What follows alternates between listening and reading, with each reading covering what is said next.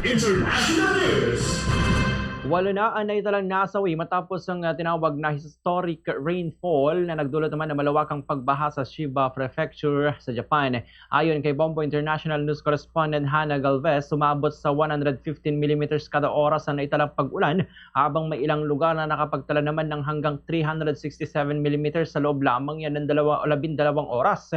Batay sa Japan Meteorological Agency, ito na umano ang pinakamalakas na pag-ulan na naitala sa lugar mula na magsimula ang kanilang rainfall records noong 1951. Dahil sa matinding buhos ng ulan, mabilis na binaha ang mga kalsada, rilas ng tren at iba pang lugar dahilan upang masuspende ang operasyon ng mga tren, bus at ilang flights. Sa 8 nasawi, 6 umanong natagpuan sa loob ng kanilang mga pribadong sasakyan matapos tangayin ng malakas na agos ng baha.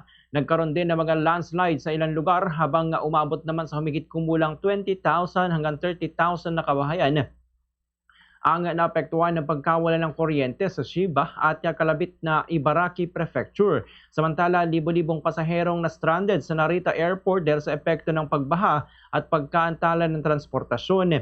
Tumulong naman ang Japan Self-Defense Forces sa paglilikas at pagdadala sa mga stranded na residente at pasahero. Tinatayang nasa 4,000 na katao ang kanilang natulungan makarating sa mga evacuation areas, city halls at iba pang ligtas na lugar. Ayon kay Galvez, may kabuang 6 na lungsod at 22 bayan ang naapektuhan ng pagbaha habang ilang city hall at provincial hall ang binuksan upang pansamantalang tuluyan ng mga stranded.